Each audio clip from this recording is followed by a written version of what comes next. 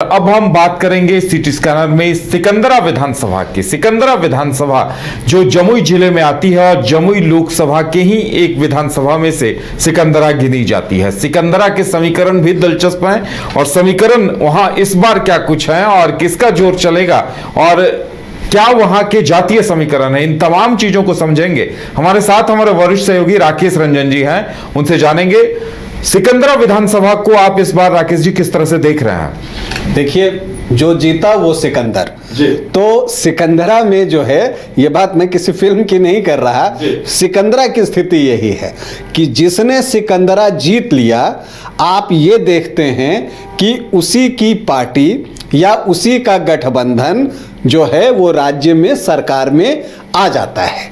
ये एक जो है वो ट्रेंड यहाँ पर देखने को मिला है, इसीलिए सिकंदरा की सीट जो है वो बहुत महत्वपूर्ण हो जाती है। और अगर आप सिकंदरा विधानसभा क्षेत्र की बात करते हैं तो यहाँ पर 1962 में पहला चुनाव हुआ था, तब यह सामान्य सीट थी, लेकिन फिर 1967 से जो है इसे एससी आरक्षित कर दिया गया और यहां पर जो है तब से अगर आप देखें 1962 से तो कुल 15 चुनाव हो चुके हैं। यहां के जो पहले विधायक थे वो मुश्ताक अहमद शाह कांग्रेस से थे 1962 में। अब अगर हम यहां पर देखें कि किन पार्टियों के बीच मुकाबला होता रहा है तो आप शुरुआत से देखेंगे कि यहां पर कांग्रेस वर्सेस सोशलिस्ट पार्टियां वर्सेस सीपीआई, मतलब एक कम्युनिस्ट की भी पकड़ इस क्षेत्र में रही है। तो इन्हीं तीनों के बीच जो है वो मुकाबला देखने को मिलता है, जिसमें कांग्रेस को ठीक ठाक सफलता मिली। सोशलिस्ट पार्टी की हम बात करें तो जो एसएसपी है उसे दूसरे चुनाव में ही यहां पर जो है वो कामयाबी मिल गई। आपको 1967 में जो है एस विवेकानंद जो है वो चुनाव जीत गए थे जैसे ही ये जो सीट है एससी आरक्षित हुई, लेकिन सीपीआई को लंबा इंतजार करना पड़ा। वो लड़ते रहे और मुकाबले में रहे, मुख्य मुकाबले में रहे, लेकिन जीत उन्हें नहीं मिली। जीत उन्हें जाकर मिली 1990 में। हालांकि 90 के बाद उन्होंने 95 भी जीता और फिर उनके प्रत्याशी को दूसरे दल में जाना पड़ा। परिस्थितियां इस तरह की निर्मित हुई, पार्टी नाखुश थी उनसे, तो फिर वो प्रत्याशी जो वहां गए तो फिर वहां पर भी उन्होंने जीत अर्जित की। लेकिन अगर आप 2000 से देखें तो सोशलिस्ट पार्टियों के बीच ही मुकाबला देखने को मिलता है। एक दिलचस्प बात और भी है सिकंदरा विधानसभा की, जब आप यहां के समीकरण देखेंगे तो यहां पर भी जो MY समीकरण है वो बहुत मजबूत है, लेकिन खास बात यह है कि MY समीकरण इतना दमदार है, बावजूद इसके आरजेडी को यहां से एक बार भी सफलता नहीं मिली है और न ही बीजेपी यहां से चुनाव जीतने में कामयाब हुई है। तो कौन कौन सी पार्टियां यहां से चुनाव जीतने में कामयाब हुई है उस पर एक नजर हम लोग डाल लेते हैं। यहां पर कांग्रेस 5 बार चुनाव जीतने में सफल रही है, सीपीआई को 2 बार सफलता मिली है, जेडीयू भी इस सीट को 2 बार जीतने में सफल रहा है। तो हम सेकुलर एक बार, अभी हम सेकुलर से ही यहां पर विधायक हैं प्रफुल्ल कुमार मांझी, तो उसको एक बार, एलजेपी एक बार, इसके अलावा एक और पार्टी थी वो एक बार, केएसपी वो एक बार, जनता पार्टी एक बार, एसएसपी एक बार और निर्दलीय एक बार। तो ये चीजें दिखती हैं। लेकिन जब आप सिकंदरा विधानसभा की बात करते हैं तो 2 व्यक्तियों की भी बात करनी होती है और वो 2 व्यक्ति में पहले व्यक्ति हैं रामेश्वर पासवान, जो 15 चुनाव यहां पर हुए हैं उसमें अकेले उन्होंने 7 बार यहां से चुनाव जीता है। और इसलिए मैं उनकी चर्चा कर रहा हूं कि अलग अलग दलों से जला है, जो वो जीते हैं यहां पर, चुने गए हैं। तो कहने का मतलब यह है कि उनकी अपनी पैठ जो है वो सिकंदरा विधानसभा क्षेत्र में रही है, तभी वो 7 बार यहां से जीते, अलग अलग पार्टियों से जीते, यहां तक कि निर्दलीय भी चुनाव लड़कर जीते। और जो दूसरे प्रत्याशी हैं वो हैं प्रयाग चौधरी, जो 3 बार यहां से जो है जीतने में सफल रहे, 2 बार सीपीआई के के टिकट पर और एक बार केएसपी के टिकट पर जो है वो यहां से चुनाव जीतने में सफल रहे, तो वो भी पार्टी से अलग हटकर भी चुनाव जीते। तो इन दोनों ने ही मिलकर 15 में से 10 चुनाव जो है वो जीत लिए हैं। तो इसलिए इन दो व्यक्तियों की चर्चा जो है वो जरूरी थी, ये हमने कर ली।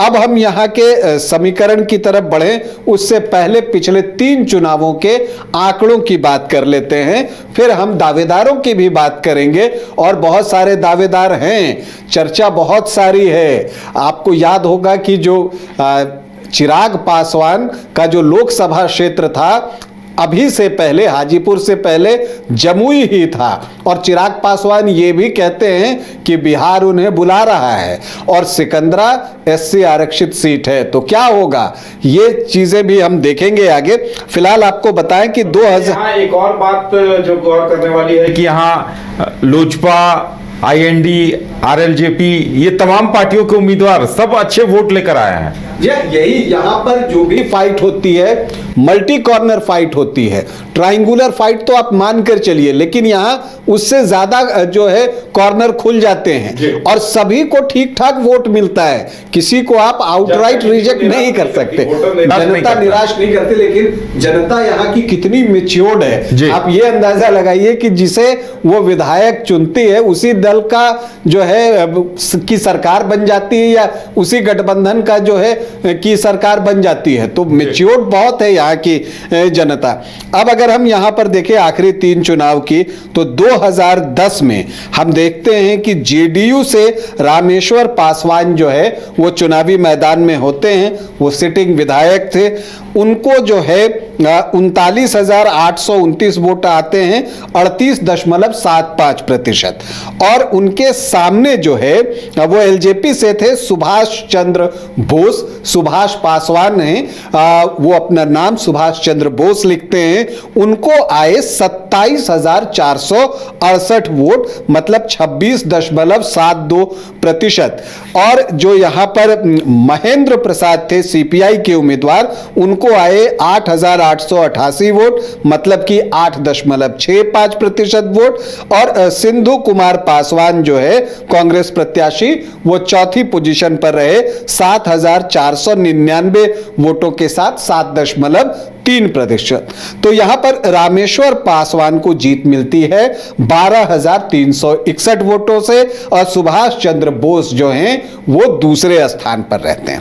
फिर 2015 आता है, जेडीयू आरजेडी कांग्रेस का गठबंधन बन चुका था और ये सीट जो है बीजेपी सीट शेयरिंग में एलजेपी को देती है और एक बार फिर से सुभाष चंद्र बोस यहां पर एलजेपी के टिकट पर चुनावी मैदान में उतरते हैं और उनके सामने कांग्रेस से सुधीर कुमार जो है वो चुनावी मैदान में थे। सुधीर कुमार को लोग बंटी चौधरी के नाम से भी जानते हैं। सीपीआई ने गिरिजा चौधरी को यहां पर टिकट दिया था, गोल्डन कुमार भी यहां पर चुनाव लड़ रहे थे। फिर मल्टी कॉर्नर फाइट हुई जिसमें कि सुधीर कुमार को 59,092 वोट मिले, मतलब 42.66% वोट।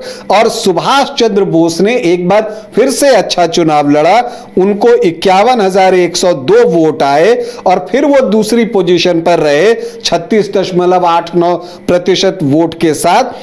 गिरिजा चौधरी और गोल्डन कुमार तीसरे और चौथे स्थान पर रहे। तो सुधीर कुमार 7,990 वोटों से चुनाव जीत गए, बंटी चौधरी यहां से। तो फिर से सुभाष चंद्र बोस को हार का सामना करना पड़ा, उन्हें दूसरे स्थान से ही संतोष करना पड़ा। फिर 2020 आता है। अब यहां पर जो है फिर से कांग्रेस जो है अपना प्रत्याशी देती है। सुधीर कुमार सिटिंग सीट थी, सिटिंग विधायक थे, वो चुनावी मैदान में उतरते हैं और इस बार एनडीए से गठबंधन में ये सीट हम सेकुलर को जाती है, जीतन राम मांझी की पार्टी को।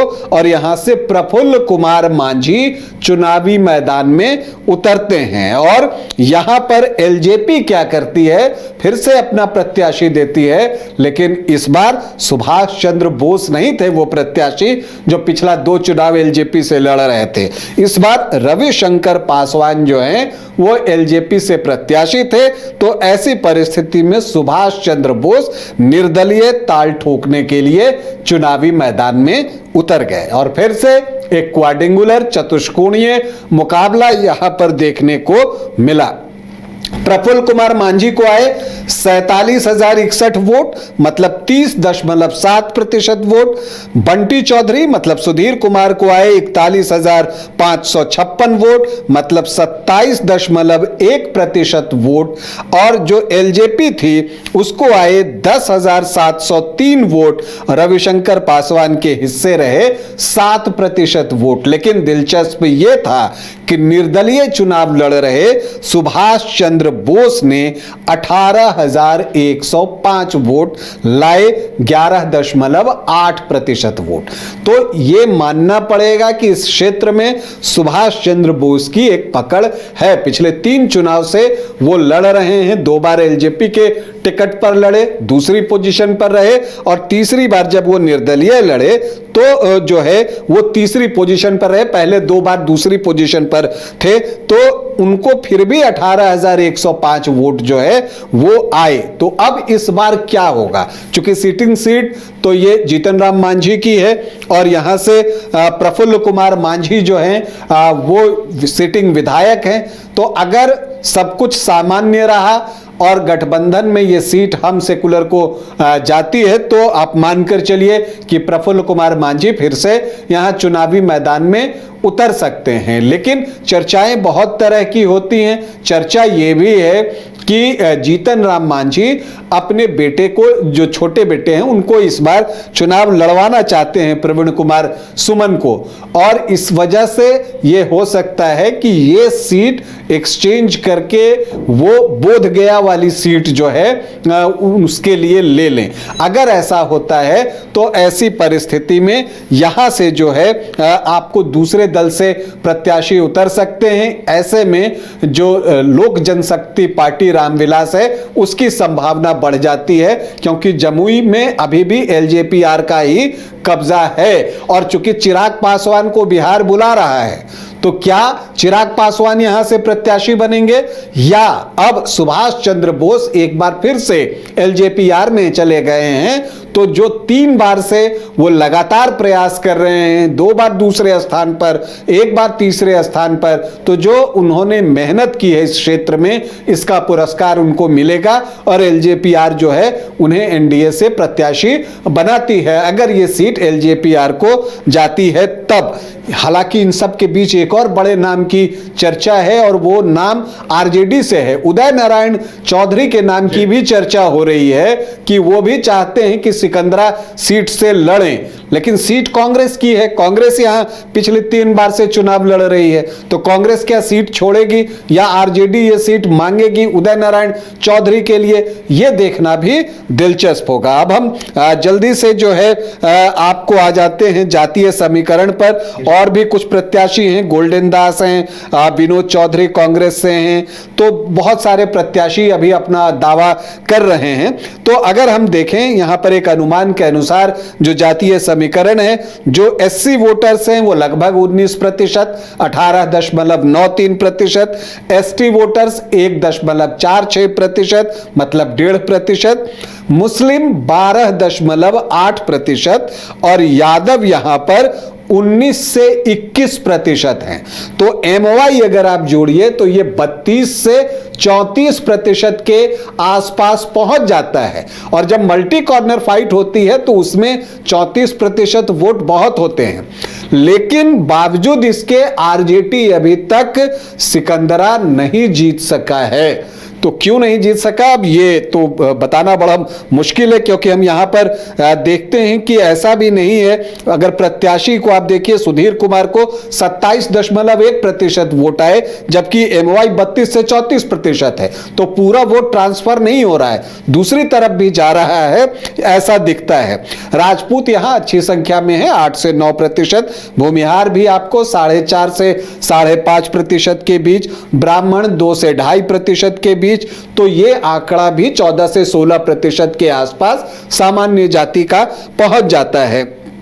कोयरी हैं यहाँ पर, कुर्मी जो हैं वो थोड़े कम हैं, लेकिन अगर आप कोयरी, कुर्मी, धानुक तीनों को मिला दें तो 8 से 8.5% वो आंकड़ा भी है, और वैश्य भी 8 से 9% हैं।